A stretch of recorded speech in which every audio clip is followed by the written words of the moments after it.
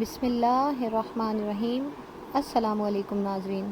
Islam is light channel میں آپ کو خوش آمدید۔ ناظرین، آج ہم آپ کو امام عالی مقام کی مدینہ طیبہ سے روانگی کا احوال بیان کریں گے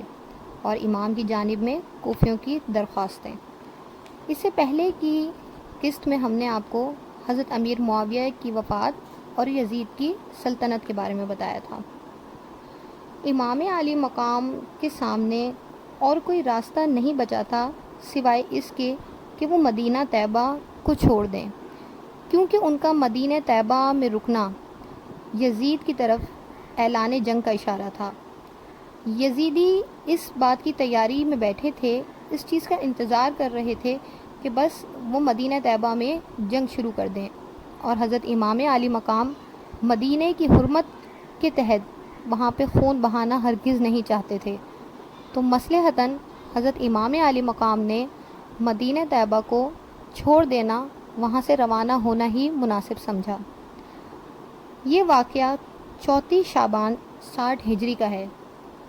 مدینہ سے حضرت امام عالی مقام کی رحلت کا دن اہل مدینہ اور خود حضرت امام عالی مقام کے لیے بے انتہا رنج و الم کا دن تھا۔ اطراف عالم سے تو مسلمان اپنا وطن چھوڑ کر مدینہ طیبہ حاضری کے لیے آتے تھے، اور خود امام عالی مقام جو مدینہ طیبہ میں پلے بڑے، اپنے نانا جان کے آنگن میں کھیلے، ان کو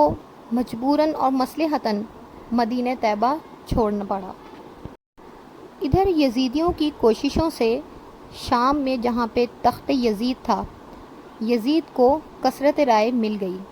اور شام کے باشندوں نے اس کی بیعت کر لی۔ اہل کوفہ حضرت امیر معاویہ کے زمانے سے ہی حضرت امام حسین رضی اللہ تعالیٰ عنہ کی خدمت میں درخواستیں بھیج رہے تھے، آپ کی تشریف آوری کی التجائیں کر رہے تھے۔ حضرت امیر معاویہ کی وفات پر اور یزید کی تخت نشینی کے بعد اہل عراق کی جماعتوں نے متفق ہو کر حضرت امام حسین رضی اللہ تعالیٰ عنہ کی خدمت میں درخواستیں بھیجیں، اور ان میں اپنی نیاز مندی اور اپنے جذبات اور اپنے عقیدت و اخلاص کا اظہار کیا کہ ہم حضرت امام حسین رضی اللہ تعالیٰ عنہ پر اپنی جان و مال فدا کرنے کی تمنا رکھتے ہیں، ہم آپ کا ہر طریقے سے ساتھ دیں گے۔ اس طرح کے التجا ناموں اور درخواستوں کا سلسلہ بند گیا، حتیٰ کہ حضرت امام حسین نے وہ درخواستیں تقریباً کوئی 3 بوروں میں بھریں۔ وہ درخواستیں 2-4 نہیں، بہت زیادہ تعداد میں تھیں، اس لیے حضرت امام عالی مقام کا روانہ ہونا اب لازم ہو چکا تھا۔ لیکن صحابہ کی کثرت رائے یہ تھی کہ حضرت امام حسین رضی اللہ تعالیٰ عنہ کوفیوں کی بات پر بھروسہ نہ کریں۔ کوفیوں سے کیونکہ اس سے پہلے بھی بے وفائی کا تجربہ ہو چکا تھا، اس لیے اکابر صحابہ خصوصاً حضرت عبداللہ ابن عباس، حضرت عبداللہ ابن عمر، حضرت جابر اور حضرت ابو سعید وغیرہ کی متفقہ رائے یہ تھی کہ حضرت امام حسین رضی اللہ تعالیٰ عنہ کوفیوں کے عہد کا اعتبار نہ کریں۔ اگرچہ کہ امام عالی مقام کی شہادت کی خبر مشہور تھی اور کوفیوں کی بے وفائی کا پہلے بھی تجربہ ہو چکا تھا، مگر جب یزید بادشاہ بن گیا اور اس کی حکومت و سلطنت دین کے لیے خطرہ تھی، اس وجہ سے اس کی بیعت ناروا تھی، اور وہ طرح طرح کی تدبیروں اور ہیلوں سے یہ چاہتا تھا کہ لوگ اس کی بیعت کر لیں۔ اور پھر جب کوفیوں کی طرف سے بے انتہا درخواستوں کا تانتا بن گیا، تو اس وقت امام عالی مقام اگر اس کوفیوں کی درخواست کو قبول نہ فرماتے تو بارگاہ الہی میں کوفی اس بات کا مطالبہ کرتے کہ امام پاک کے پاس ہم نے بے انتہا درخواستیں بھیجیں، ہم یزید کی بیعت نہیں کرنا چاہتے تھے، ہم اس کے ظلم کے مارے اس کی بیعت ہمیں کرنی پڑی، اور امام عالی مقام بیعت لینے کے لیے راضی نہ ہوئے۔ اس کے ظلم و تشدد سے مجبور ہو کر ہم نے اس کی بیعت کری، اگر امام ہاتھ بڑھاتے تو ہم ان پر جانیں فدا کر دیتے۔ یہ مسئلہ ایسا درپیش آیا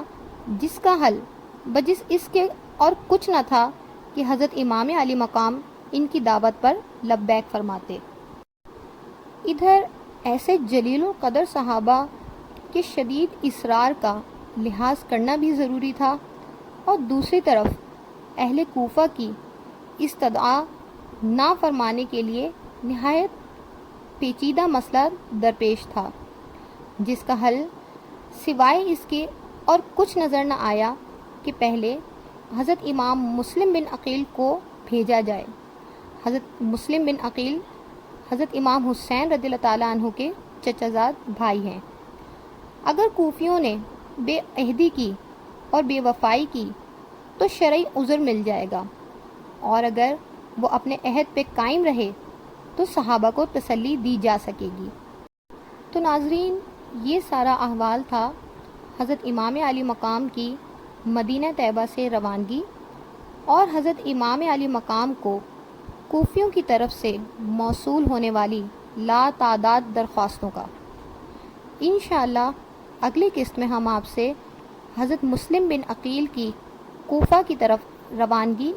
کا بیان کریں گے۔ اگر آپ کو ہماری یہ ویڈیو پسند آئے تو اسے لائک کریں، چینل کو سبسکرائب کریں اور بیل آئیکن کو ضرور پریس کریں تاکہ ہماری آنے